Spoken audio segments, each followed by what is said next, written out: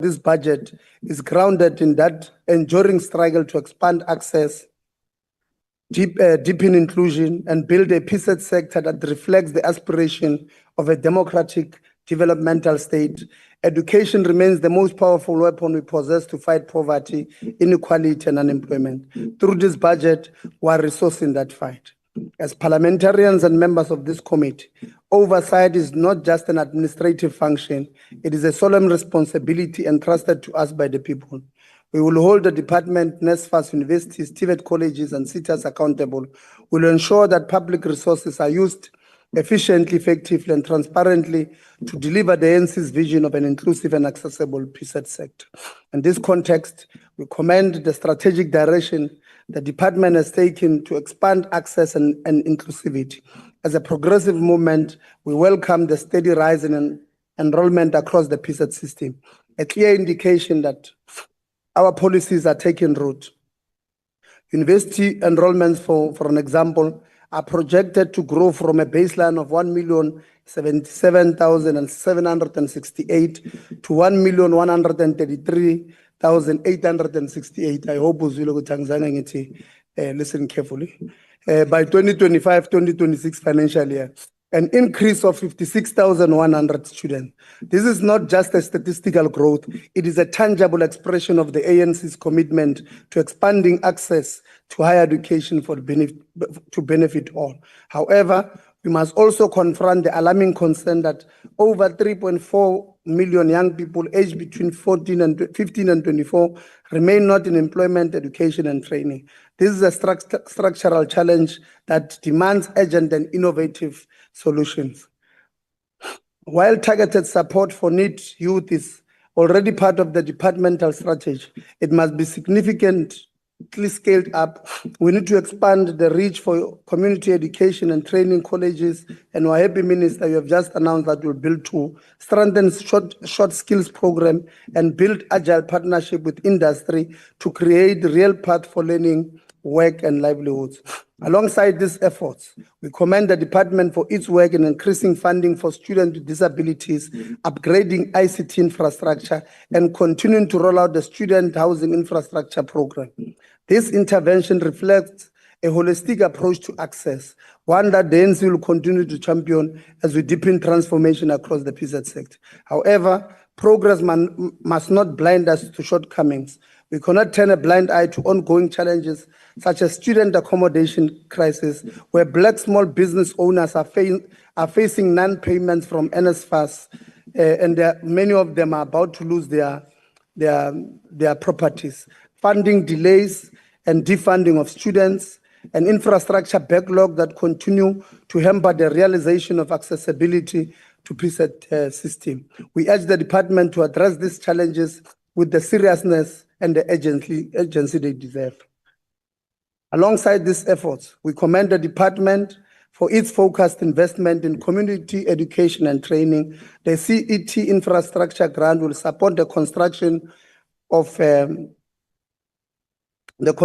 skill centers, workshops, ICT laboratories, and teaching facilities across all provinces. The investment ensures that CET colleges are equipped to meet local demand, while also benefiting much needed ICT upgrades that support them. Digital learning environments, together with the continued rollout of student housing infrastructure program and an increased funding for students with disabilities, these initiatives reflects the holistic and integrated approach to expanding access. The ANC continues to champion in building a truly inclusive PSET sector. The numbers reaffirm this progress, with over 274,000 TVET college students funded through NSFAS bursaries in the baseline year, with a projected 269,314 students supported in the 25-26 financial year, and a target of over 300,000 in the outer years. On the university front, the NSFAS loan scheme aimed at the missing middle will reach 11,000 students annually. These interventions are instruments of social justice and redress, made possible by an ANC-led government which prioritizes the need of the people. The current budget allocation must be scrutinized for how it supports transformation and equity, especially for historically disadvantaged students and institutions. Annual performance plans from the department and all these entities must be realistic, must be achievable, and must be aligned with available resources. We cannot afford a disconnect between policy ambition and budget realities. Our people deserve results, not excuses. Furthermore, the department commitment to multilingualism must be strengthened and expanded. Yeah, listen carefully. Education must embrace the linguistic diversity of our people, diversity of our country, to improve learning outcomes and ensure that no learner is left behind due to language barriers. A notable example in the collaboration between DHET and UNISA through Language Development Plan, which support pilot programs in indigenous languages aimed at improving student comprehension in their mother tongue. This initiative showcased through recent listen carefully again, multilingualism roadshows in provinces such as Mpumalanga, the Western Cape and Northwest, reflect a practical step towards equalizing all official languages in teaching, learning, research, and support. The task before us is clear: to advance social transformation through a PSET sector is truly inclusive and accessible to all. This committee, as parliamentarians and custodians of the people's mandate, must exercise robust oversight to ensure that the department delivers on its mandate and that every rand spent contributes to transformation of life. The NC leads this fight with courage, discipline, and vision. We owe it to the generation much before us and the millions of South Africans who look to us with hope. Together, we will open doors wider and keep them open, not just in policy, but in practice. To the people of South Africa, as we present this budget today for consideration, I ask you to listen and listen very carefully. I ask you to watch and watch very carefully. To those who will not be supporting this budget, many of them have already indicated that they are going to reject this budget on the basis that they do not believe that the minister should be a minister today, which is a very skewed reasoning. We want you to listen to them. When they reject this budget, we want you to remind them that they will literally be saying all poor students who are receiving NSFAS bursaries, all poor students who are getting their allowances must go home, sleep hungry, and not have a place to stay. This is what they will be saying to you. They will be saying to you, all small businesses in the sector who are providing accommodation to our students must close down. They must be saying all the owners of these properties must lose their properties. They will be saying all workers in our universities, our TVET colleges, and everywhere else must go home because those universities and TVET colleges must close down. When you vote in 2026, we are asking you to remember them, because that is what they will be saying. They will be saying to you, your poor child must not go to school, must not go to university because they have a problem with the minister. That is what they will be saying. When you vote next year, when you register to vote for next year, remember them because they are betraying your children. Thank you very much. Thank you, Honorable Member. The next speaker is the Honorable Sizane. Sizane.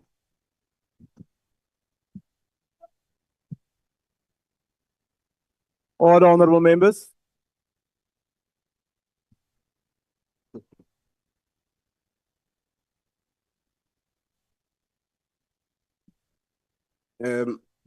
Angibingelele kuwe sihlalo, ngibingelela amalungu eParliament, ngibingelela abantu base South Africa.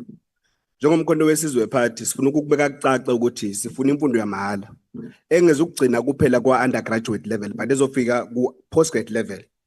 As umkhonto wesizwe party we call for free, quality and decolonized education, which is why we unequivocally reject budget vote 17. We further reject this budget on the basis that we do not have the confidence in the ministry and certainly not in the accounting officer in the form of the DG, who is alleged of gross misconduct, fraud and corruption, yet the minister fails to suspend or even investigate him. So we're not rejecting this budget because of all the things that you are claiming, Chairperson. We reject it because we do not have confidence in the ministry and the department to oversee this budget.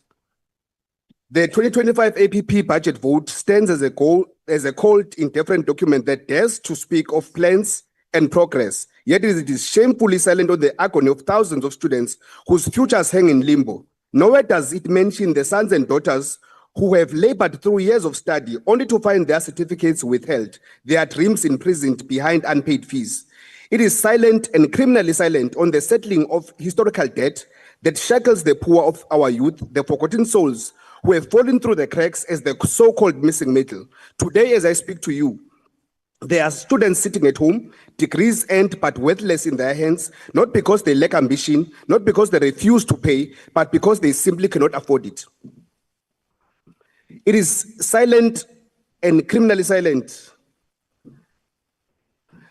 It is silent and criminally silent on the settling of historical debt that shackles the poor of our youth, the forgotten souls who have fallen through the cracks as the so-called missing middle. Today, as I speak to you, there are students who are sitting at home, degrees earned but worthless in their hands, not because they lack ambition, but because they simply cannot afford it. Tell me, how is it just that a child of a police officer who risks their lives and limp each day to keep our streets safe but must be denied future because of debt? How is it right that a child of a nurse who attends to the sick and broken in the dead of the night is locked out of progress because of fees? How can it be that a child of a social worker who fights tirelessly to mend the woods of society cannot claim the price of education because the price is too high? And how is it in a country that calls itself free, does a child of a teacher, the mother of all professions, sit at home, degree withheld simply because their parents cannot pay? Or in a worst case scenario, they are financially excluded. These are families who sacrifice their lives, time, and service to this nation. Yet they are punished by a cold arithmetic of this NSFAS cap, trapped in a system that tells them that you earn too much to help, but too little to pay. So we must rise and ask, does this budget really and truly serve the marginalized and the working class and the poor? Or is it merely a ledger of numbers, blind to the tears, the pain, and suffocated potential of those whose only crime is to be born into poverty? We demand a budget that speaks the language of justice, of transformation, and of humanity. Until then, we refuse to be silent. We refuse to be silent while the youth of this country are sacrificed to corruption, mismanagement, and elitist policies. The National Skills Fund that has a 5 billion looted. We cannot ignore the scandal consuming the National Skills Fund. The Auditor General has exposed nearly 5 billion unaccounted for, money stolen from our unemployed youth and working class desperate for skills. This is not just mismanagement, it is an economic violence. Yet this budget proposes more pouring billions into the NSF, despite the crisis of mismanagement and underspending of 3.7 billion last year alone. How can we trust an institution that cannot spend its funds effectively or even account for billions that have been lost? Let's address the issue of NSFAS, a program that is supposed to be a powerful lifeline for the disadvantaged, whilst we are still in pursuit of free, quality, decolonized education. However, instead, it was developed into a catastrophe of mismanagement. Over 128 million has been squandered due to fraud and ghost students. An additional 166.9 million has gone down the drain on extravagant offices leases, and 18.6 million wasted on parking bays while our students are left to suffer. In 2024, the direct payment system failed drastically, forcing thousands of our students into homelessness, hunger, preventing them from purchasing textbooks or even basic sanitary products. The MK party demands that the NSF, the NSFAS be dismantled and rebuilt from ground up. Enough is enough. The betrayal of the poor must end. Thank you very much. Thank you, Honorable Member. The next speaker is the Honorable Maseko.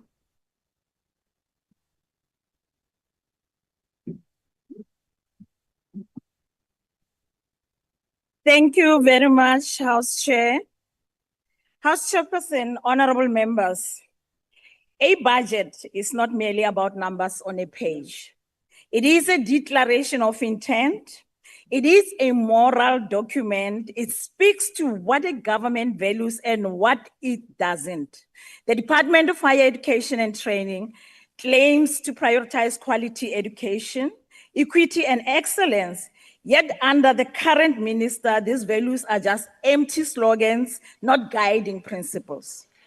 We are not here today to debate technical estimates. We are here because the very integrity of our higher education system is being systematically eroded by incompetence, deception, and the unchecked abuse of power. The minister has repeatedly given conflicting representations to this House. She told Parliament that an independent panel oversaw the appointment of key SETA board members. Yet the very individuals named as chairs of that process, including Advocate Terry Mutau, has publicly disassociated themselves from any involvement. That is not miscommunication. House Chairperson, that is deliberate manufacturing of the facts. It is a deception with consequences. Today, public confidence in the sectors, those very institutions meant to train, upskill, and empower our youth, lies in tatters. Politically connected individuals and ANC insiders have been gifted both seats not based on merit but on patronage. A jobs factory for comrades while millions of young sit unemployed, untrained, and forgotten. The road does not stop at the sitters. Despite the minister's empty assurances, NSFAS remains a disaster. Students have gone months without allowances. Appeals are backlogged. Bursary guidelines are issued late. And now we learn that about 27,000 students may be defunded even after they have been admitted, housed, and taught. What kind of minister punishes students for her own failures? What kind of minister speaks of hope while gutting the very mechanisms that offer it? This budget cuts infrastructure grants to TVET and university sectors while ballooning administrative costs. Colleges serving poor, rural, out-of-school youth receives just 2.2% of the department's budget. Meanwhile, consultants walk away with a whooping 22.8 million rand in advisory fees. A department that cannot even spend its allocated infrastructure grants now wants to advise itself on how to spend more. We are told that the department will deliver a just energy transition. But who will train the solar technicians and wind turbine engineers when TVET colleges still lack electricity, Wi-Fi, and qualified lecturers? A transition in name only is not just, it is delusion.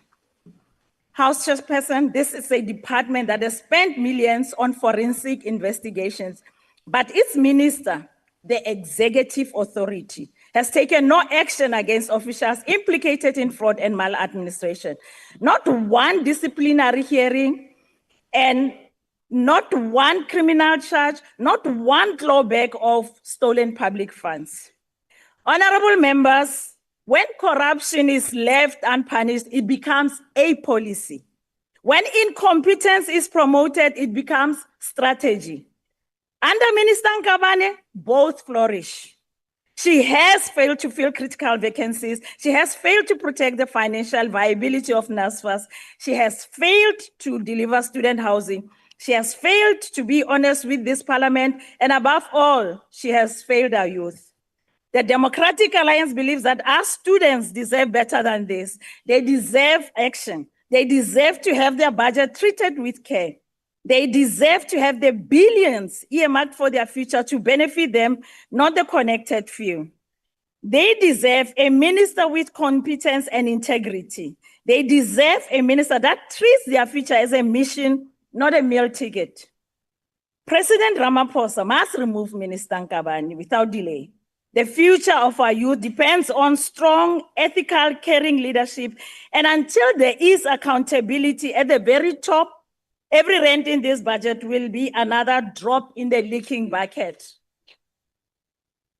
Honorable members, this budget, if implemented by an Honorable ethical, member, your time is now and expired. transparent Thank you. minister, but to raise the future of our youth in the hands of this compromise, Honorable member, your time has will be expired. to pay. I thank you. Thank you. The next speaker is the Honorable Lonzi. All honorable members. Chair of Chairs, perhaps we must quickly start by exposing the white lies of the Democratic Alliance, that it can support certain departments but not support other departments. There are 4 key budget votes in Parliament. The first is the fiscal framework and revenue proposals. It gives the budget bills the blueprint and sets the economic policy direction. The DA voted in support of this and it passed. The second one is the division of revenue bill. Now, this one deals with the allocation of national, provincial, and local government. The DA voted in support of this bill and it passed. We're now dealing with the appropriation bill, which allocates funds to individual government departments and programs. The DA cannot cherry pick. Voting for the appropriation bill means approving the entire budget, inclusive of all the departments. So let us be very clear, South Africans, the DA will vote for the appropriation budget, which funds each and every department, including the Department of Higher Education, including the Department of Human Settlements. The DA's narrative is a deliberate distortion at best, or sheer ignorance at worst. The economic freedom fighters has been at the forefront of confronting the crisis in higher education, even when those who are making the most noise now stood on the sidelines. We're perplexed that the Democratic Alliance only discovered corruption when their deputy minister was fired. Before the firing of the deputy minister, they were singing praises about the GNU. Today, they want to behave like an opposition. Fortunately, the people of South Africa are not stupid and can see straight through your lies. So we're not going to waste time with this fake fight between the DA and the ANC. Minister, we're going to present to you 7 urgent and practical steps to rescue higher education from the collapse. Number 1, you must fix NSFAS or eradicate it entirely. There is absolutely no reason why NSFAS still struggles to pay students. We've got about 19 million people in South Africa on SASSA and an additional 9 million receiving 350 each and every single month. NSFAS only deals with an odd 1 million students. Why can you not develop an efficient payment system that will pay students, institutions, and accommodations directly?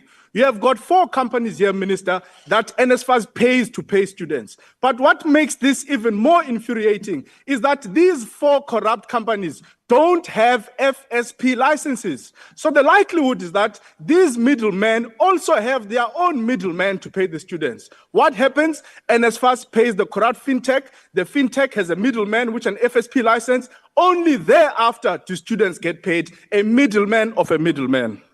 The second thing you must do is to clean up the SETAs. You must blacklist corrupt board members, Minister. You must blacklist corrupt CEOs. Not this thing you're doing now. Someone gets suspended in one SETA, you take them and put them in a separate SETA. The third thing you must do, Minister, is to support the student debt bill of the EFF. We're going to keep laboring this point until it sinks in. It makes no sense why you withhold the certificates and qualifications of students who owe you debt, because they must use the same degrees to go and seek employment opportunities so that they can be able to have funding. You spend billions bailing out ESCOM, billions bailing out SAA. You are now going to spend 700 million rands on a useless national dialogue. Why don't you take that 700 million and bail out the youth of South Africa? The fourth thing you must do, Minister, is to declare a student housing emergency. I hope we are writing together with the deputy ministers. Introduce a 1 student, 1 bed policy by 2027. The state of student accommodation in South Africa is not only inhumane, it's gross negligence.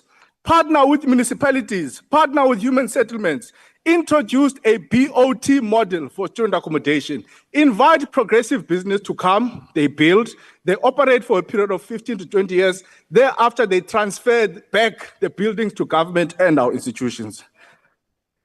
Free education here for you, Minister. The fifth thing you must do is to professionalize and protect workers and academics in our institutions. Minister, excellence in education begins with the workers and the educators, but many of them are exploited. Standardize pay, in-source workers, and reward hard-working lecturers and academics. You cannot expect a world-class education from an exploited workforce. The sixth thing you must do, Minister, is to raise the status of TVET colleges. I'm happy you spoke about it today. We must stop treating TVET colleges like glorified high school.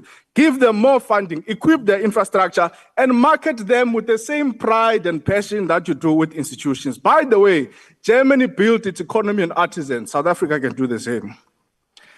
Lastly, and that's point number 7, introduce an unemployed graduate grant. I know you are going to say this is beyond your mandate, but you must lead the discussion, partner with labor, social development, treasury, even the presidency for oversight. Our young people are graduating, but they don't have jobs. Look at the painful thing happening to the unemployed doctors. Young people in South Africa must be paid for looking for jobs, because looking for a job, minister, is extremely expensive in South Africa, worse when someone is a graduate. Now, I've got a simple advice for you, minister. The comrades who are claiming to support you because they are stealing from the sector are not going to be there when you are removed as Minister of Higher Education. When you fall, you are going to fall alone. Therefore, you must decide. It's either you are going to be on the side of students or you are going to be on the side of corrupt comrades of the ANC. This is why we cannot accept this budget, because we've got no certainty that the 142 billion rands is going to be used correctly. Why? NSFAS has a middleman of a middleman of a middleman. Thank you. Thank you, Honourable Member. The Honourable Zondo.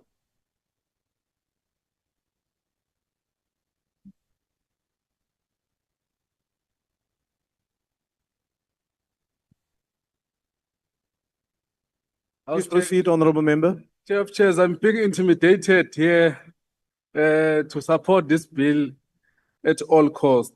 But as IFP,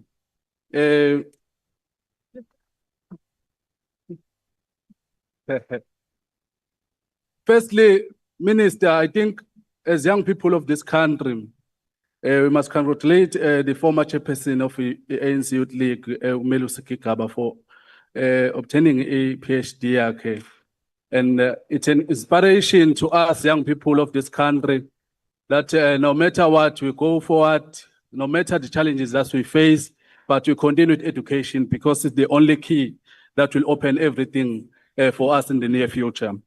But we want to say to you, Honorable Kigaba, that holding a PhD must be accompanied by being humbled, no arrogancy, treat South Africa as you wish your children will be treated.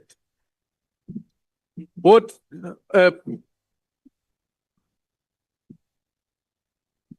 I think Honourable Minister is disturbing me. No, Chair of Chairs. Honourable members, just calm down, please.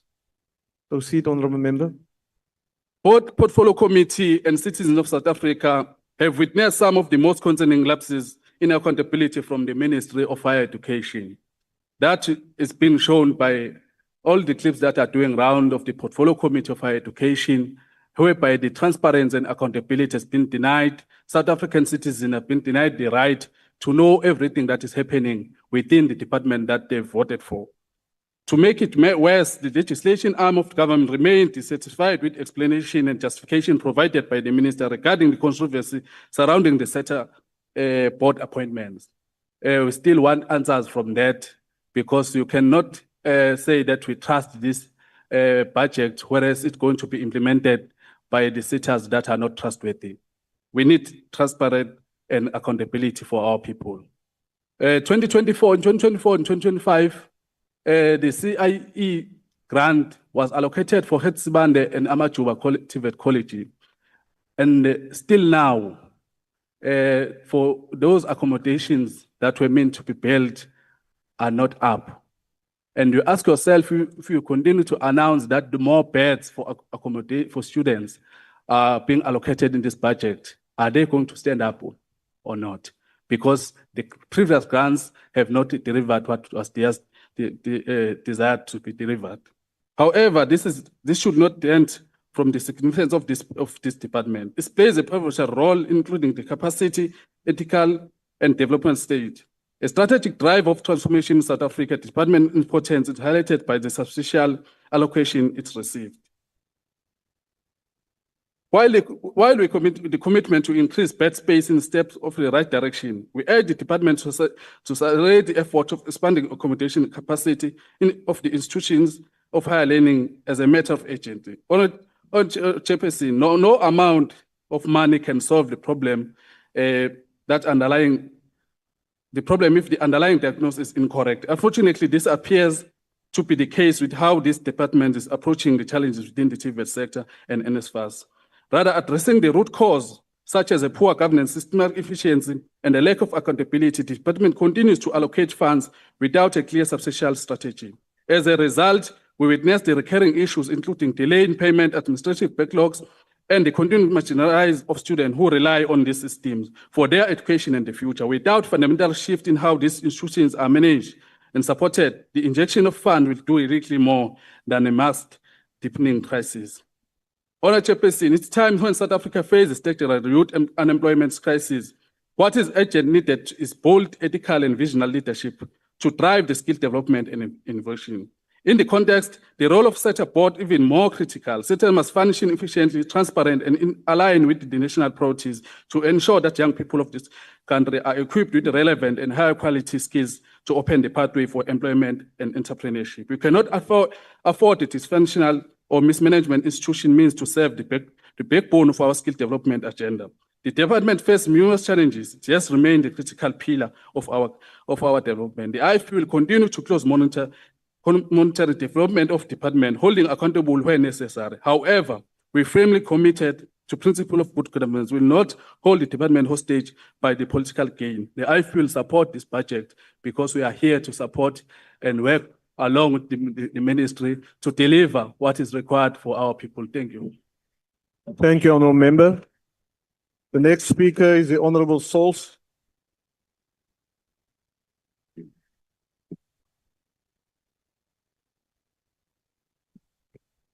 Order, Honourable Members.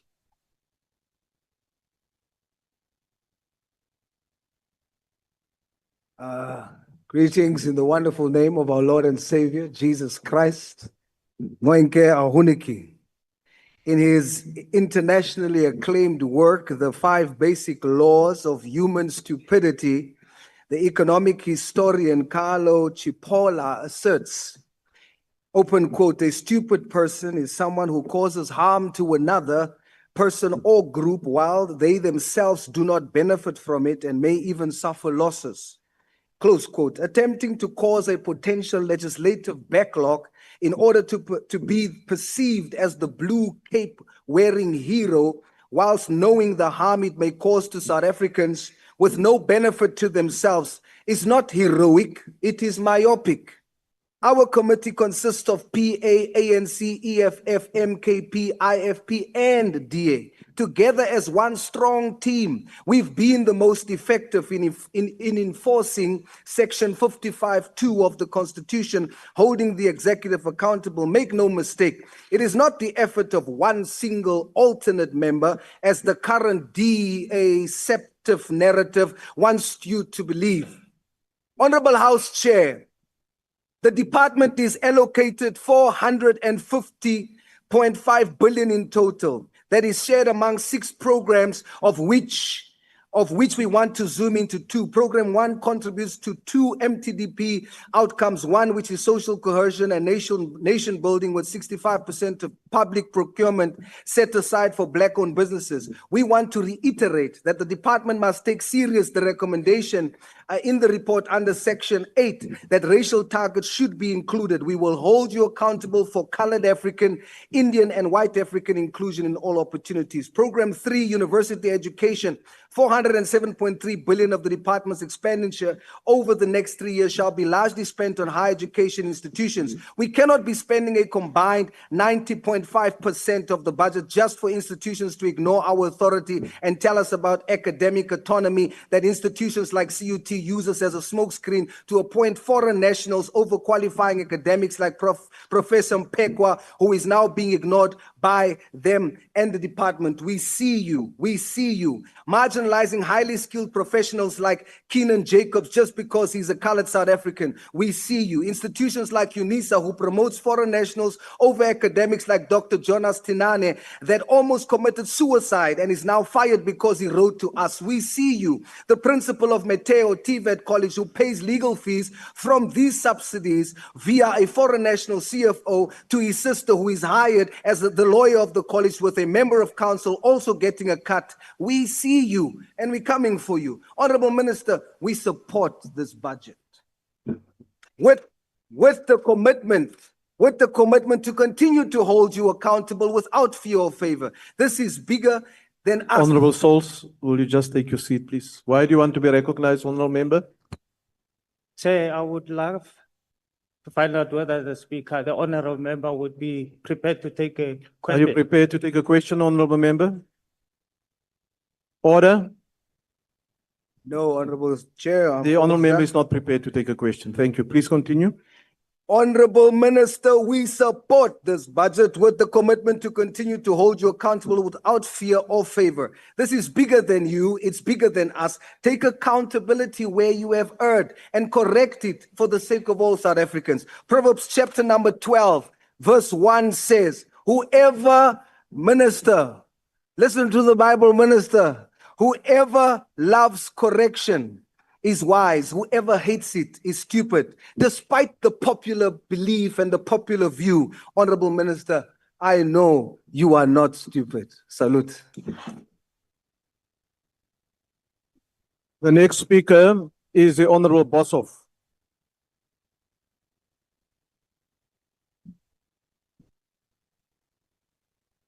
Thank you, Honorable House Chair. A revolution comes along only once in... Order, honorable members. Order, honorable Souls, will you take your seat?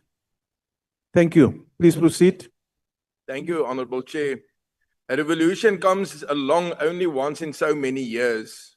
And about 30 years ago, there was one in which many systems and ways of doing were set aside to be replaced with new ones. Nou, 'n onderwysstelsel is baie keer 'n ding wat stukkie vir stukkie groei, inkrementeel en wat 'n onsamehangende, ingewikkelde soort van werklikheid word wat mense, onderwyshervormers, die soort mense nogal in die versoeking bring om te sê kom ons skuif alles van die tafel af en ons kry 'n hele nuwe stelsel. Die probleem daarmee is as jy 'n fout maak, dan maak jy 'n baie groot fout.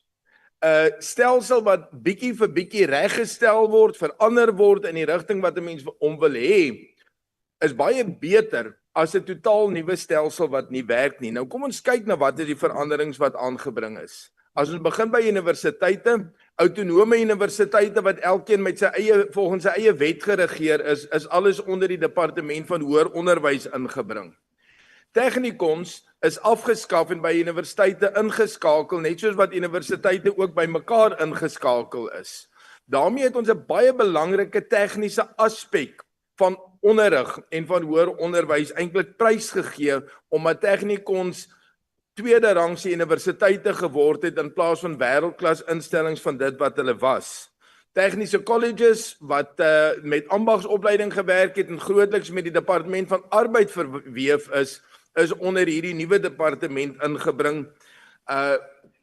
Tegniese colleges het ook vaardigheidsopleiding gebring en nou is daar 'n hele nuwe community education and training sektor of arm van die departement wat mense jouself afvra waarom was dit nodig om so 'n hele nuwe ene in te bring.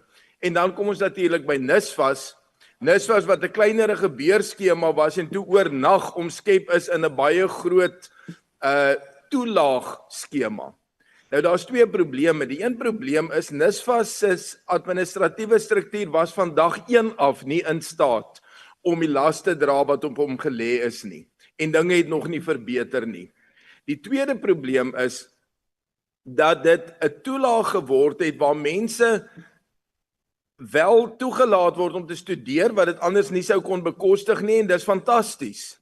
Maar daar moet altyd 'n teenprestasie wees. Onderwys is nie gratis nie. Hoër onderwys kan nie verniet wees nie. Om mense te registreer op die lopende betalingsstelsel en te sê wanneer jy begin verdien met die geld wat jy gekry het uit die staatskas, moet jy dit wat jy gekry het terugbetaal. Dan word dit 'n saak wat homself kan voortsit. Die vorige minister van hoër onderwys het inderdaad gesê dat die befondsingsstruktuur waarbinne die hoër onderwyssektor nou funksioneer is nie volhoubaar nie en sal verander moet word. Daar het egter niks gebeur nie. Dit is nie besig om beter te word nie. Trouwens, daar was 'n beleid gewees rondom universiteite wat universiteite en universiteitscolleges as verskillende klasse van universiteite tot stand gebring het om universiteite te begelei om meer doeltreffend te wees. Dit is 'n inkrementele verbetering op dit wat ons gehad het, maar ons hoor niks meer daarvan nie. NSFAS wat veronderstel was om beter te word, het slegter geword met die aanstelling van die 4 fintech maatskappye wat eenvoudig nie in staat is om die werk te doen nie. Ons sit hierso met 'n probleem dat 'n mens vir jouself moet sê, wat is die sterkste manier waarop jy jou afkeer vir die verkeerde rigting van die lyn kan uitspreek, en dit is om te sê, ons kan nie die begroting ondersteun nie. Ek dankie. The next speaker is the Honorable Kobe.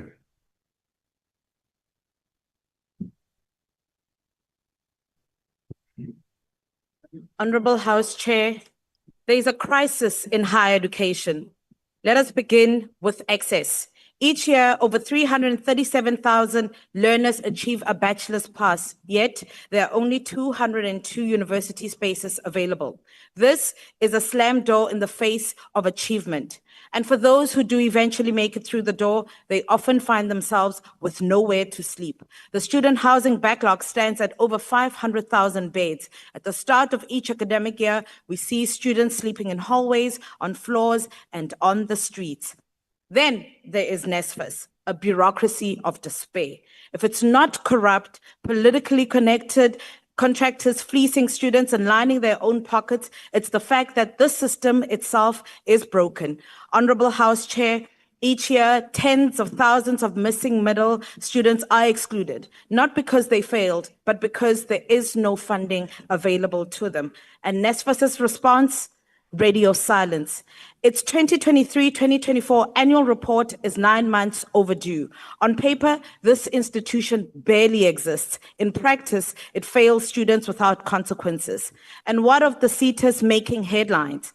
Action SA has consistently raised the alarm that these bodies are black holes consuming over 20 billion annually, with no transparency, no measurable outcomes, and certainly no public confidence.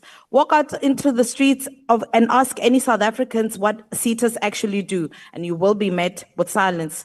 Chairperson, it is also interesting and worth noting that the DA has only in the past week miraculously discovered its outrage and chosen to vote against this budget. I will remind them that just a year ago, on the 16th of July, they ascended this very podium and supported this budget despite these long-standing issues. As Action SA, we do not pick and choose moments of principle. Since entering this House in 2024, we have been clear. We will not support this department's budget, not because this is a budget for higher education, but because this budget reflects continued chaos. At the helm of this disaster is a minister who embodies indifference. She concealed the names of so-called independent CETA selection panel, then got caught. But this behavior seems to be common practice from the Honorable Minister. She buried our questions about departmental travel under 800 pages of bureaucratic obfuscation, concealing, among other things, an 11.2 million travel spree. Honorable Member, will you Yes. just take your seat? Honorable Member, why do you want to be recognized? House Chairperson, I'm writing to ask if Honorable Kobe is prepared to take a question. Honorable Member, are you prepared to take a question? Certainly not. I'm busy. As Action SA, we propose real reforms. Overhaul NSFAS leadership to restore trust, transparency, and efficiency, including scrapping of exploitative fintech payment platforms. We ask you to support the missing middle by raising the NSFAS income cap to 500,000 and to offer low-interest loans with repayments deferred until 2 years of employment capped at 10% of the income. Convert hijacked buildings in our CBDs into housing, student housing, and scrap broken CETAs and channel their budgets into an innovative opportunity fund. There is none of that boldness in this budget, none of this vision under this ministry, and we will therefore again this year be voting no.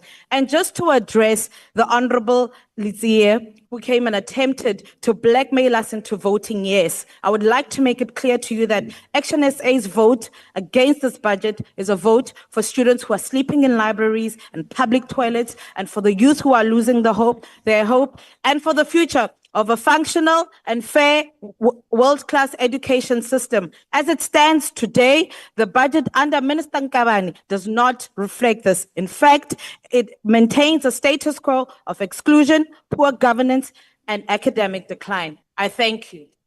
Thank you, Honourable Member. The next speaker is the Honourable Deputy Minister of Higher Education, the Honourable Gondwe.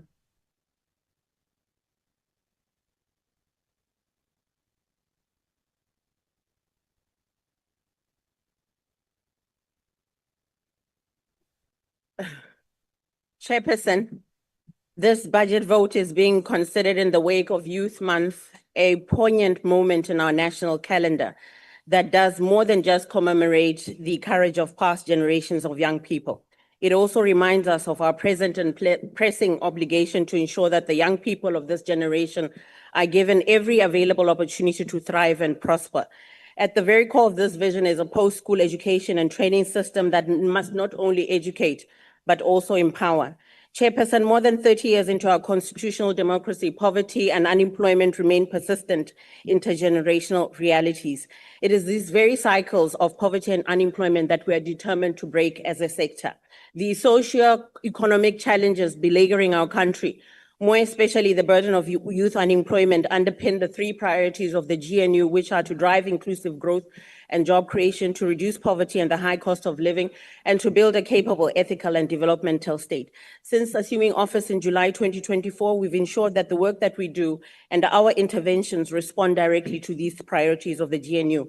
Chairperson, we inherited a sector seriously marred by dysfunction, from a failing NSFAS to SETAs embroiled in allegations of corruption and waste.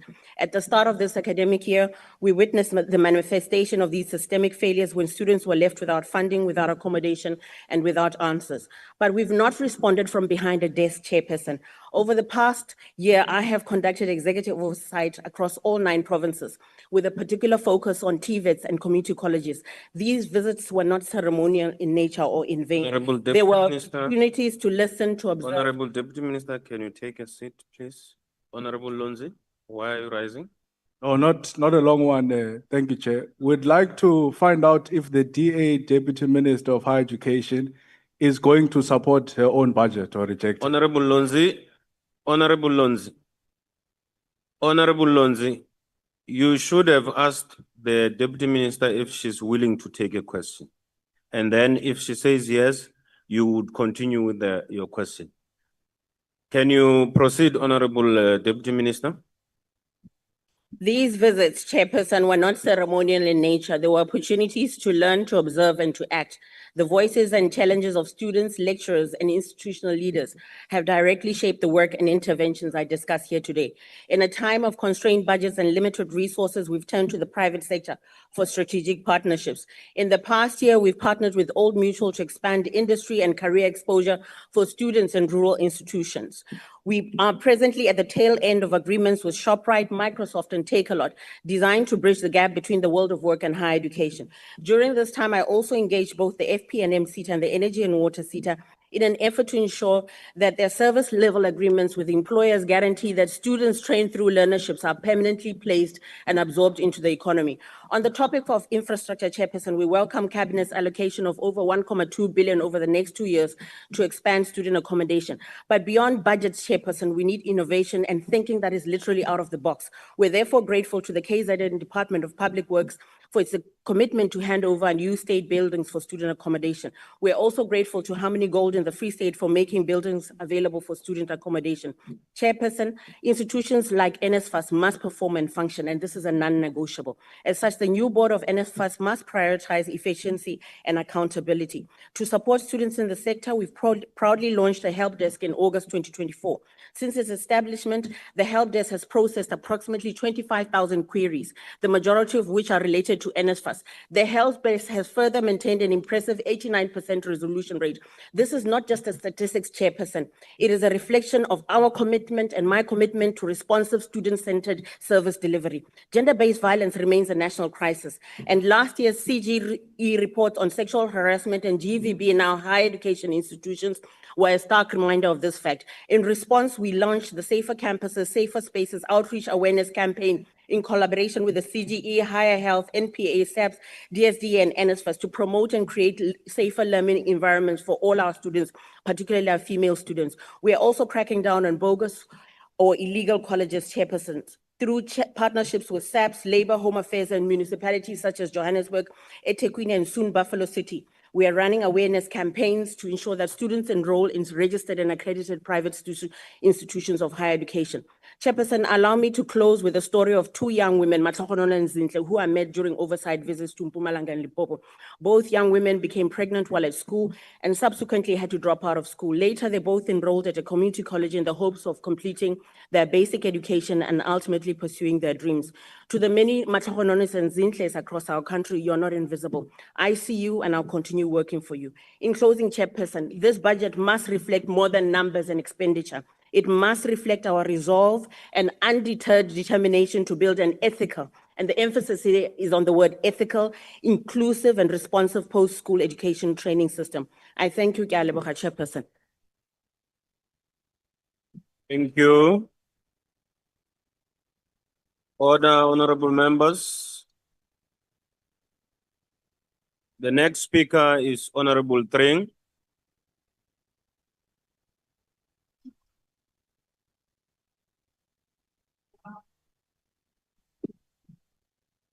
Order, honorable members.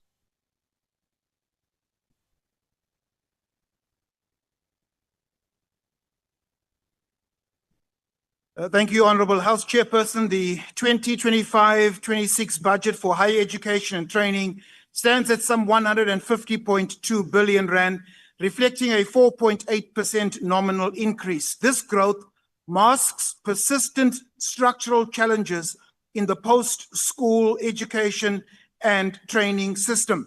The ACDP notes the department's priority to increase enrollments across universities, TVET colleges, and community education and training colleges. However, barriers such as funding delays and infrastructure backlogs persist. The ACDP calls for increased interventions to remove the stubborn stigma surrounding TVET colleges, perceived as second-tier options, despite their potential to drive economic inclusion. It cannot be denied that NSFAS governance lapses and delayed disbursements have eroded student and public confidence.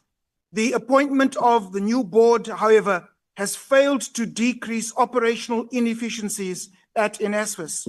A newspaper article in February this year noted that funding delays and institutional barriers plague South African universities at the start of every academic year. Now, while the rollout of the comprehensive student funding model targeting the missing middle was allocated some 3.8 billion rand in 2024, it could only fund just under half of the estimated 68,446 students from this category. Many of the students feel excluded, and some who have qualified for the loan scheme allege that they have not been paid for the previous year. The ACDP agrees with the call for a system to monitor and enforce repayment of loans, because without a robust repayment system, the model risks becoming unsustainable. House Chair, the allegations against the Minister of misleading Parliament, of political patronage in the appointment of ANC-connected individuals to the SETAs must be fully tested within the ambits of the law and parliamentary rules. The ACDP states that the heads of all departments must be held to the highest ethical and moral standard. Anything short of this is a disservice to the poor, the marginalized, and in this case, the struggling students of South Africa. While the budget reflects intent, delivery remains uneven. The ACDP, as kingdom builders, calls for governance reform, data integrity, and a cultural shift in this department that values vocational pathways as engines of growth. I thank you. Thank you, Honorable Tring. The next speaker is Honorable Ghana.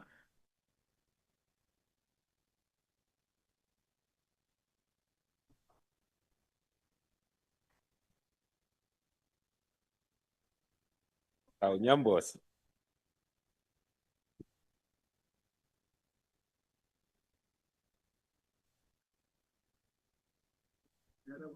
Na kenza msamash tool. Honorable members, fellow South Africans. This afternoon, I want to rise for a grade 12 learner in Limpopo, in the Eastern Cape, and in El Dorado Park. The learner who dreams of becoming a doctor, a teacher, an engineer, or a plumber, but is anxious. Anxious not because of ability, but because they don't know if they'll find space at the university or at TVET college next year. I rise for the young woman who passed matric last year with flying colors, but is now sitting at home, her dreams on hold, because she was turned away due to lack of space. I rise for the student who did find space, but now finds themselves caught in the chaos, delays, and the cruelty of a broken NSFAS system. This budget vote has attracted attention, but not for the right reasons, but for the spectacles that it can provide. I refuse to take part in that spectacle. I choose to focus on the substance. As Rise Mzansi, we reaffirm our commitment to building a safe, prosperous, equal, and united South Africa in one generation. But that South Africa is impossible without access to higher education. Education, and especially higher education, is not a luxury. It is a path out of poverty. It is a foundation of a prosperous nation. The department's 142 billion budget is substantial, but not enough, because our crisis isn't just funding. It's space, it's access, it's a system that is failing the poor. And nowhere is that failure more glaring than in NSFAS. And I have to say, honorable members, NSFAS changed my life. I'm a product of it. Many in this house are. But what I see today is heartbreaking. Hyenas and tenderpreneurs circling what should be a lifeline for our youth. The 95 billion for NSFAS has to go to students and not middlemen. Those that have stolen from NSFAS must be prosecuted. We cannot continue to play political football with the futures of our youth. We need to clean up NSFAS, get it working. Our future depends on it. And we dare not fail. Minister, get NSFAS to work. Thank you very much. The next speaker is Honorable Maimane.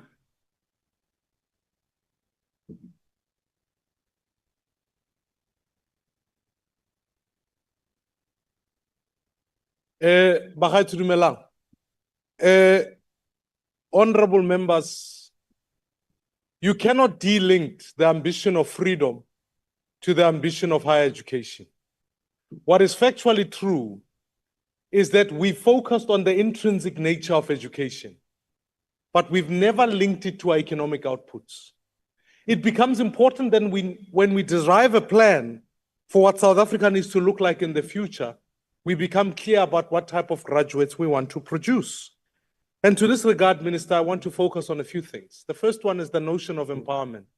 The harsh reality of it is that this department progressively is overseeing the number of Black students declining who are going to higher education. Instead, Indians and Asians are increasing that number. It tells you that our empowerment story has been de-linked from higher education. The second is the issue of capacity. The university that Honorable Gigaba is graduating from, our university. Chairperson, protect me, please. What's become common cause is that university expected, it had applications of over 360,000, but could only fill 10,500 slots. It's clear that infrastructure built in higher education is poor. The fact of the matter, Minister, is that we are talking about a shortage potentially of about 500,000 beds in this country. So frankly, if we're going to see the doors of learning open, as is the ambition, we clearly need to fund the capacity thereof. I need to raise the question of how we deal with efficiency. It's now common cause the fact that NSFAS is not an efficient institution of managing how many students we want to get into higher education. And so, Minister, either we reform NSFAS or actually shut out the middleman. Yes, historically, universities used to allocate slots. And sure, it didn't work.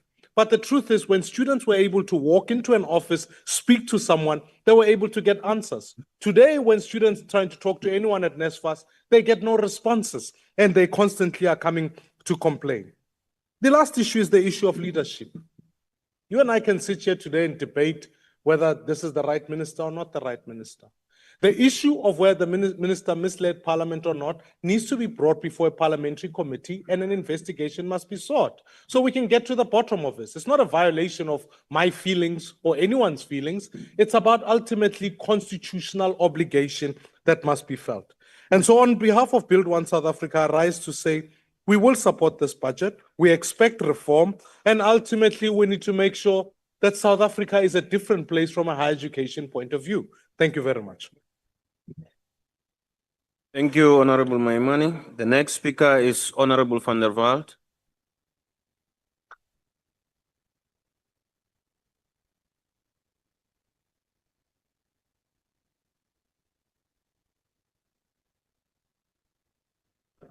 Honorable Chairperson and members, under the leadership of the Deputy Minister, Mimi Gondwe, the department co-hosted the Skills and Jobs Investment Summit in November 2024 with excellent outcomes, proof that there are indeed dedicated public servants working to strengthen the past school education system. Got you.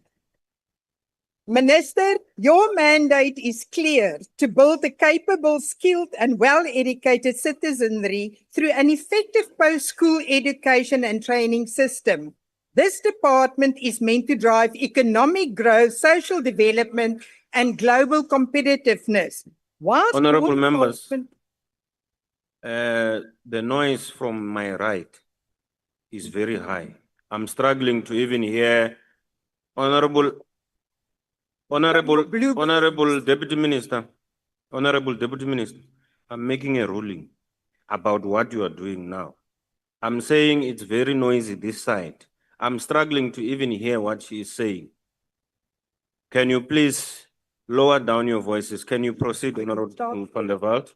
Whilst your department is in ICU, youth unemployment is in a crisis.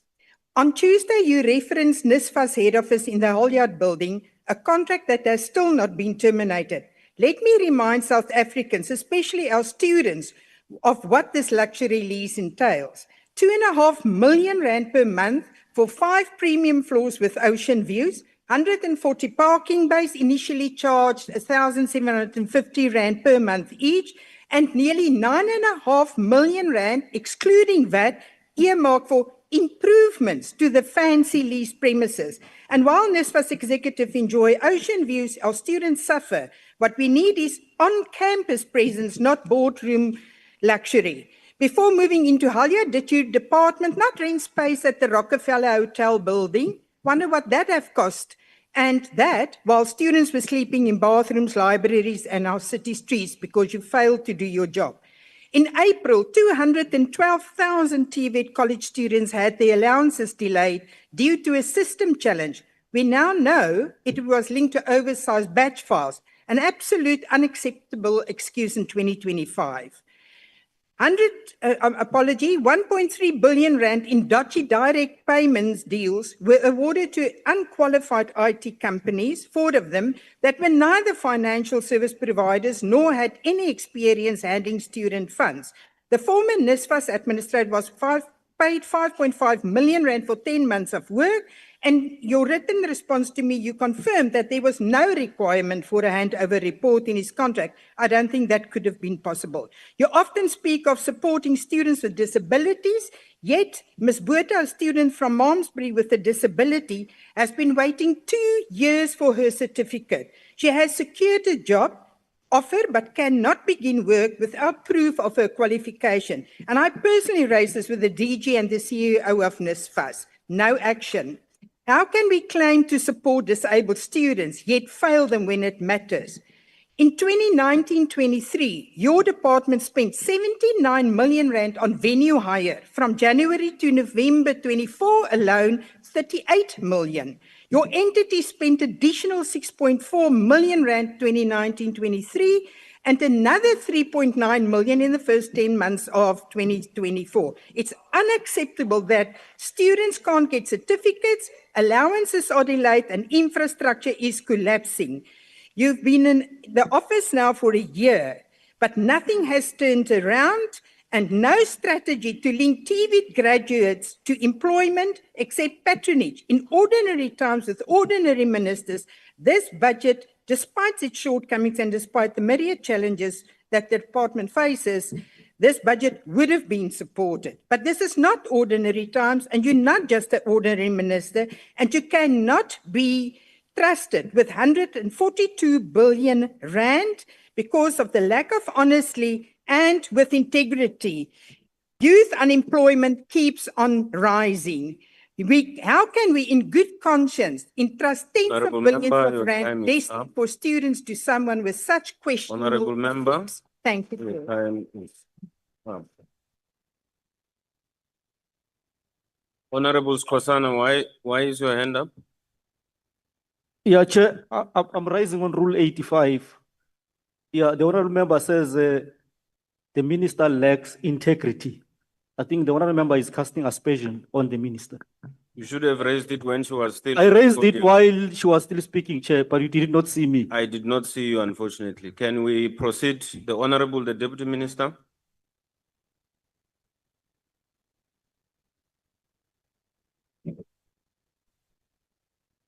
Thank you, House Chairperson. Our community education and training institutions are the soul, in our view, of inclusive education in South Africa. They are the bridge between which learning and livelihood, between survival and opportunity, especially for those left behind by the formal education and training system, and that this budget vote must take its rightful place at the center of our transformation agenda. Over the past year, we have made measurable progress in the CET sector.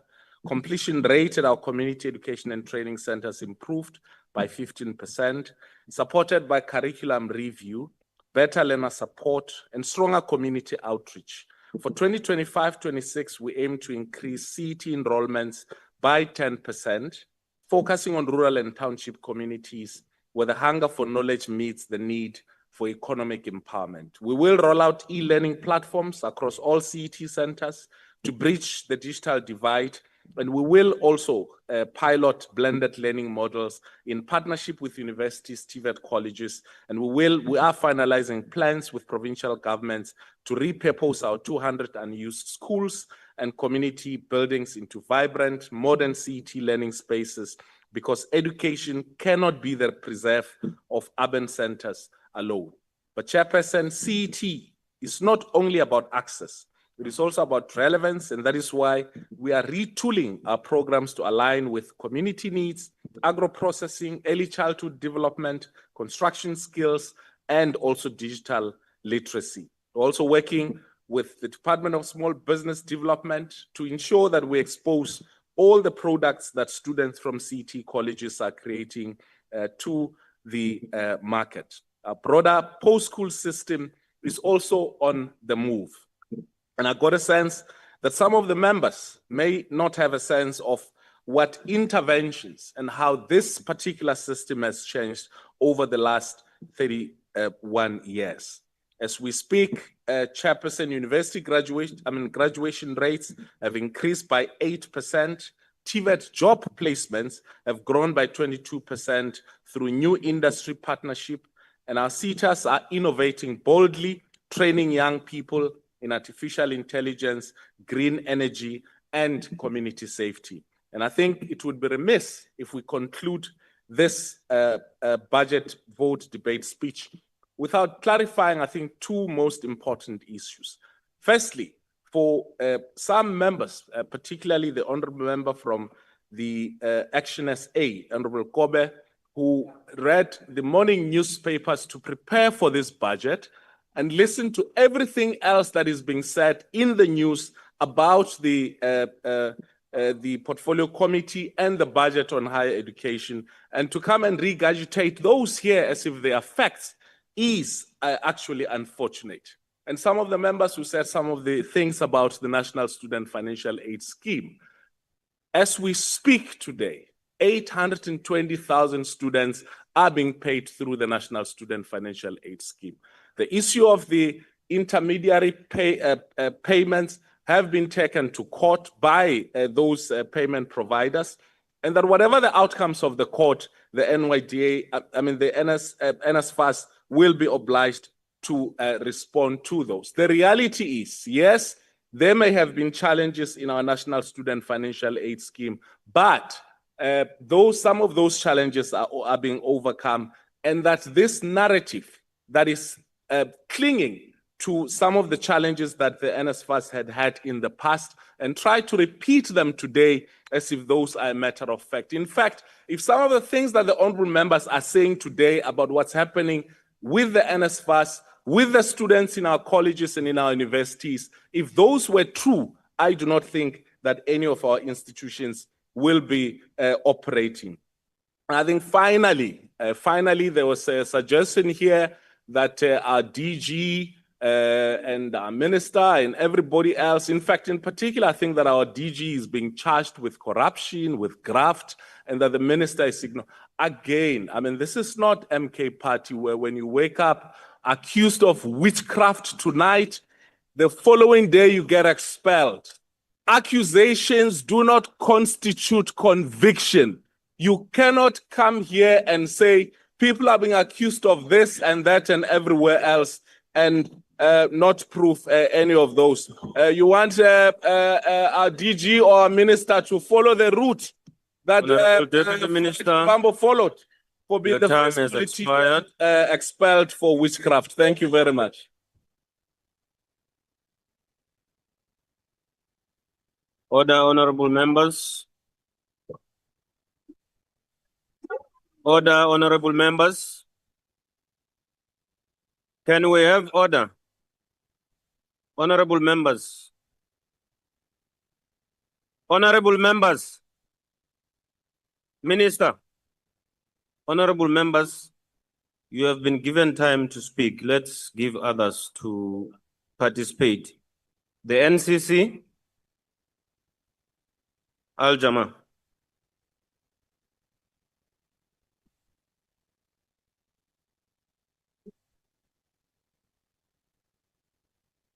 Honorable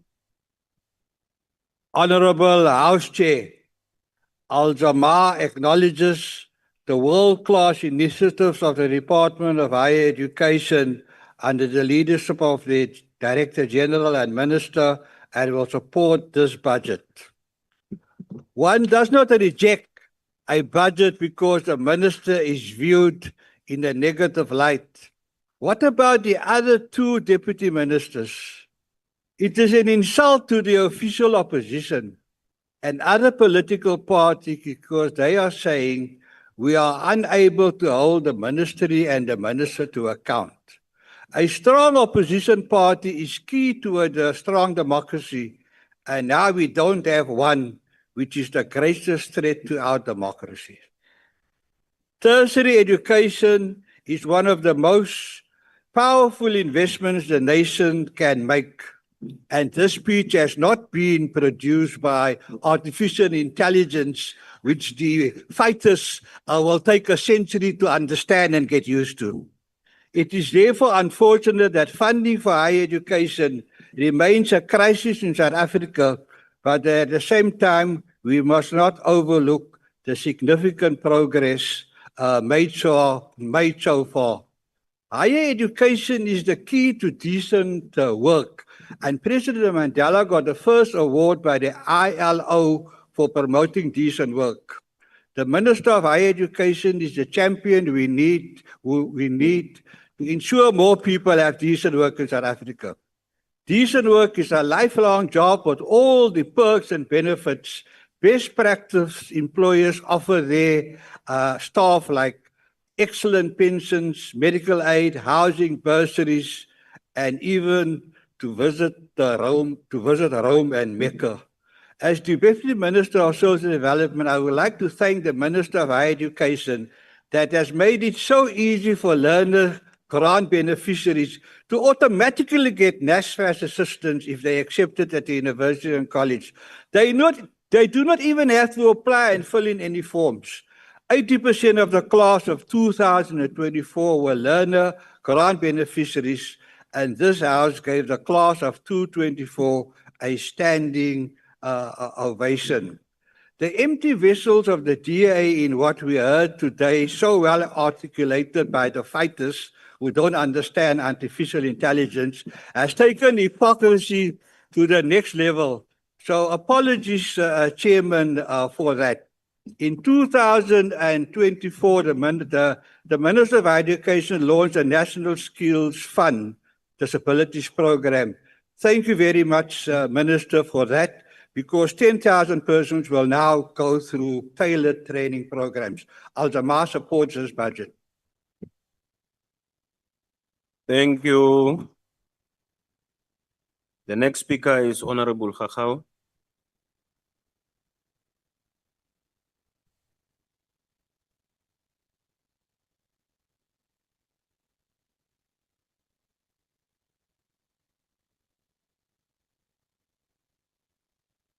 Ke a leboha motsamaiso wa dipuisano.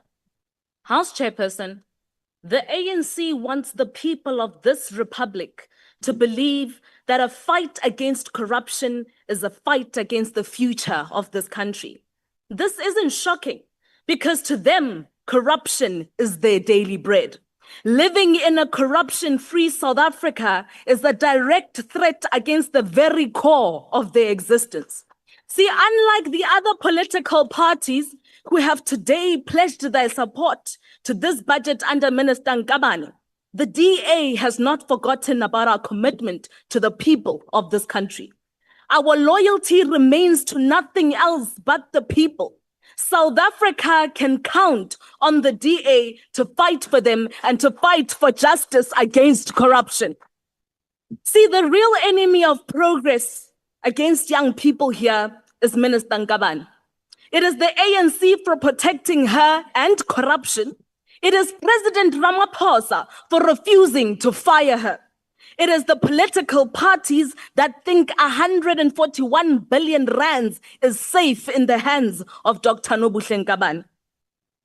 Minister, through you, House Chairperson, Minister, committing fraud and a statutory offense under Section 26 of the Powers, Privileges and Immunities of Parliament and Provincial Legislatures Act 4 of 2004 is not only a spit on the graves of the forefathers of this democracy, but it is a spit on the faces of young people whom you've failed to lead. It is a spit in the face of your DHET staff that you have sacrificed at the altar of your own protection. Minister, you said that you are dedicating this budget to the memory of fallen heroes and heroines of the PSET sector. So I dare you, do the right thing in honor of these people, resign. Detox the department. When you're calm, you can listen. Detox this department of the toxicity of your poor leadership, arrogance, effective allergy to honesty, and commitment to no one else but yourself. You don't need to wait for President Ramaphosa to fire you if you mean it, that you are a servant of the people. The people of South Africa say they do not want you to lead the Department of Higher Education anymore. Serve them, be honest, and resign. Ke a leboha modulasetulo. Thank you. Thank you, Honorable Member. The next speaker is Honorable Ngubane.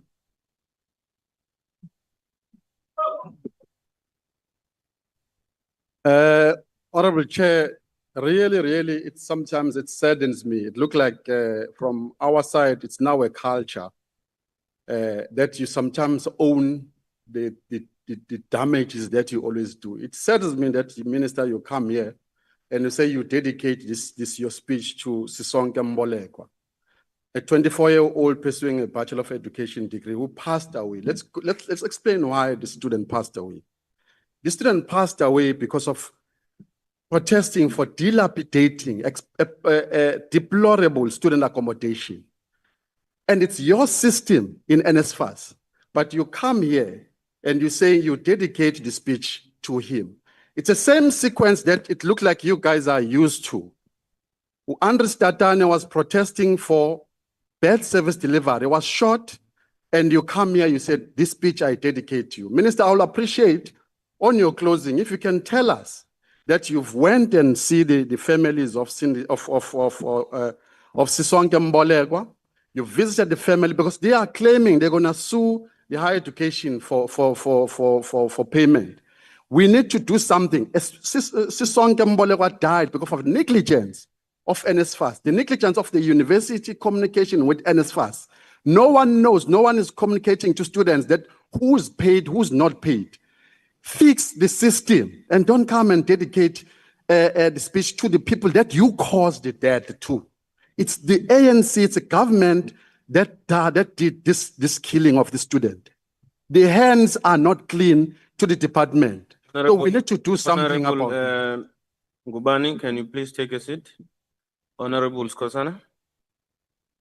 Yeah, no, thanks, Chair. I'm raising on Rule 85. Honorable Ngubane is casting aspersion on the minister. He says the minister caused the death of people. I think he should submit a substantive motion to that. Thanks, Chair. I did not hear him to be saying that, but let me check and I'll come back to you. Skosana, I'll repeat. Indirectly, the department, you must listen when I speak. The department, under the minister and its negligence, caused the death of the student. So there are a lot of things that you spoke that are on strategic planning, priority planning one. The where you say drive inclusive growth and job creation. There's no inclusive growth in this government. There's no economy, and there's nothing. What you need to know, I will invite you, Chairperson, every December, Jacob Zuma in Nkandla celebrates students who have graduated with degree. I've met a Chairperson there. I've met pilots there, Chairperson. You must come. I'll invite. I've met pilot. I've met chartered accountants. I've met medical doctors. I've met engineers in electricity and IT and construction, graduated because of being funded in higher education by Jacob Zuma. A simple thing done by a president who never went to school has produced so many educated kids. That's how passionate Jacob Zuma is about education.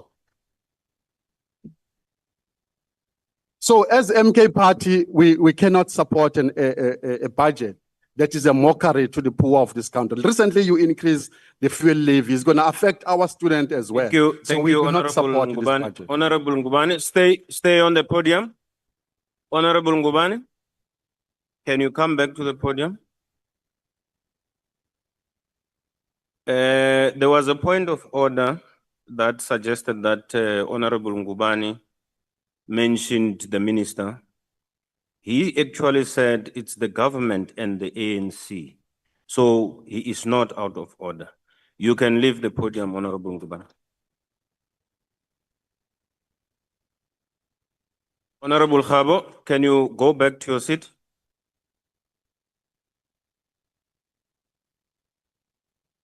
The next speaker will be Honorable Khabo.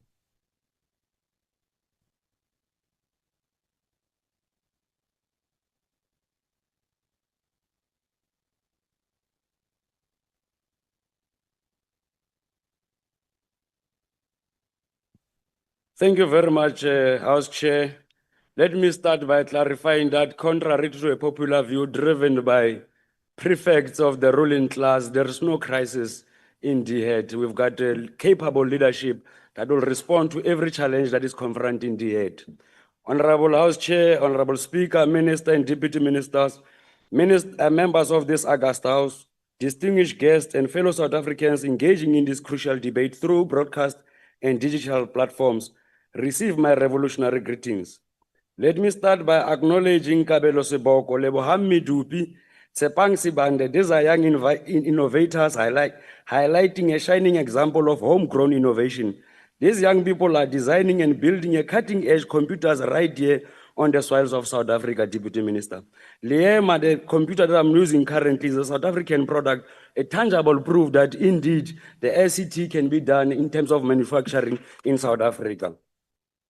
House Chairperson, it is indeed a privilege to rise on behalf of the ANC and as a proud voice of the marginalized and vulnerable South African youth in championing the call for advancing socio-economic transformation through the liberating tool of education. Today, we rise firmly and unflinchingly to support Vote 17, the budget vote of higher education and training. This is not just a financial instrument, but this is a revolutionary tool that we can use to respond to the triple challenges that are confronting and haunting majority of young people in this country. It is our firm belief that we are not here just to participate, but to lead as the ANC has always done in an ongoing struggle for a just, inclusive, and economically empowered South Africa. Frans Fanon has reminded us, I quote, each generation must, out of relative obscurity, discover its mission, fulfill it or betray it in conclusion. I mean, in close quotation. Today, as we stand as the generation in the ANC, we reaffirm our commitment to that mission of ensuring that education and skills development remain the national priorities and levers of economic freedom and social change. Through transformative instruments such as sector education and training and National Skills Fund, we're injecting some life to the master skills plan, building structured pathways to quality training, sustainable employment, and entrepreneurial opportunities. The numbers are not lying, the numbers are telling us a very good story. And what is this good story? In 2024-2025 financial year, over 24.4 billion was allocated through skills levies to the NSF and SETAs, rising to 26 billion in the 25-26 financial year. These are not just targets in a budget. These are a strategic investment in economic liberation and a direct route to the realization of the national democratic society. Importantly, under Program 5, the department is ensuring that all 21 SETAs develop credible and responsive skills plans that can be met annually. This consistency is crucial if we are to build a demand-led skills development system that accurately reflects the realities of our labor market industrial growth path. Honorable Chairperson, this budget responds to the Freedom Charter's clarion call to open the doors of learning and culture. Basically, this budget reaffirms that no child of the working class and the poor must be denied access to education just simply because they were born in the peripheries, in the deep rural areas of Guyana, in the deep rural areas of Taung, in the dusty streets from Pamperstad and Christiana. Honorable Msizan, if you are listening. Central to our transformation agenda, it is repositioning of the TVET as an institution of choice, not as the last resort. We are not merely reforming curriculum, we are revolutionizing it as a way of aligning our TVET program with the industry needs, strengthening work-based learning and prioritizing artisan as a way of making sure that we restore the dignity of vocational education. We are clear that the artisans are a backbone of progress of this economy. Without them, infrastructure will crumble, services will stall, and development will halt. So the ANC recognizes this and continues to prioritize investment in TVET and skills development as a foundational pillars of inclusive industrialization. We also commend the department for a strategic direction it has taken in expanding access to skills development by investing in new CET colleges and an establishment of the Northwest Mining Campus in the Rustenburg and the establishment of Tshwane University of Technology Guyana Campus, but not forgetting, most importantly, the Dr. Ruth Sogomutsimpoti TVET College that remains the only TVET, the only district in this country without a TVET college. However, as a movement founded on the principles of a representative and accountable government, we must not only expose or confront weaknesses that threatens our developmental agenda, but we must decisively deal with them, Honorable Minister. We remain concerned about the ongoing delays in the infrastructure or in the implementation of infrastructure projects, which are often caused by non-performing contractors, lack of monitoring and evaluation, and poor project management by the department. These delays are not just an abstract, but they hamper direct intervention that government seeks to bring to the lives of our people. Honorable Chair, we believe that the intervention that the department must bring must not only to deal with contractors as a way of blacklisting them, but the department must equally decisively deal with officials who are colluding with contractors as a way of milking the budget allocated for skills development in South Africa. The Auditor General's finding, Honorable Minister, adds further weight to these concerns. While we welcome the department's efforts to implement audit action plans and findings, we agree that enough attention must be paid in making sure that we address these underlying issues that has been raised by the Auditor General. We also emphasize the critical need for information management system integration across the department, SITAs, TVETs, NSFAS, and universities and other entities of the department. The current fragmentation creates room for efficiencies and appetite for corruption, double dipping, and fraud. We urge urgent progress on developing a unified digital platform to track learner funding and across all the training system. Without any fear of contradiction, we stand here to reaffirm our support for Budget Vote 17. And most importantly, it is important for us to reaffirm our support for the Obil TVET College for reaffirming their position in the PSL. But as we move towards conclusion, to the MK members would adhere to your invitation, provided that you'll still be members in good standing of the Umkhonto weSizwe Party. The Democratic Alliance, we are forever warning you. It is important for you to know that it is not necessary for you to overestimate your importance in the GNU. If you want to leave the GNU, we can do that. You must never threaten the president of this country. In fact, for your information, on your way out of the door, you'll meet other members who are entering the GNU. To the EFF, it does not make sense for you to try and sound smarter here. You must never try and sing harder for your dinner table in the GNU. Everything that you have addressed or raised as a concern, the minister has addressed them. And want to tell you that the EFF, if you would want to instruct the minister what to do, you must go and contest elections and win them. You must not want to lead this country through a back door. And with that being said, we unapologetically support the leadership of Minister NKabane and Adia. Thank you very much. Thank you. Thank you. The next speaker and the last speaker will be the Honorable the Minister of Higher Education.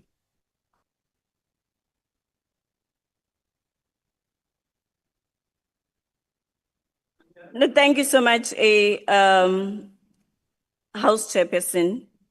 I'm going to start with indicating before the House and the people of South Africa that NSFAS is actually coming up with some reforms that are trying to respond to issues of student accommodation, regionalization, and student funding. So they are in the right track. We believe that they are going to deliver as expected by the people of South Africa. The second part that I want to speak on is that the DA is misleading Parliament and the House here on issue of a lease termination, because they know that we have been appealing this court ruling for 2 times, and then the Court of the Western Cape keeps on ruling against the department and the people of South Africa on 4 fintech companies, as well as on the termination of the 2.5 million rents per month in that rental office. We do not want that. We want to cut ties. We are committed in ensuring that we explore each and every legal route to make sure that we get rid of these people. They come here and lie, but they are supporting those people because those people are. The third issue that I want to indicate is around the 27,000 students that are alleged to be going to be defunded by by NSFAS. What we have, House Chairperson and members, is that we have a shortage of or shortfall of 11 billion rands. But to date, we've managed to secure 11 billion rand. And now we're busy engaging the National Treasury to come and close that gap. We do not want to leave any student in South Africa left behind. No one is going to be defunded. I want to assure you, people of South Africa. And the last part that I want to indicate is that I'm not going to dignify direct attacks to me. I'm going to focus on the task at hand of serving the people of South Africa. Thank you. Thank you. Thank you, Honorable Minister. Members, you are reminded that 2 debates are scheduled simultaneously at 4:30 today. The International Relations and Cooperation Budget Vote debate will be held here, while the Women, Youth and Persons with Disabilities will take place in Committee Room M4. That concludes the debate and the business of the mini plenary session. The mini plenary will now rise.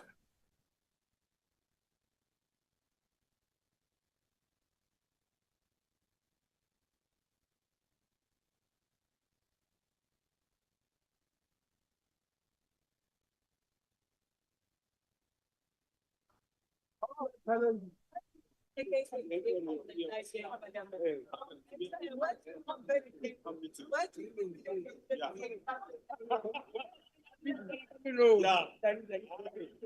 you.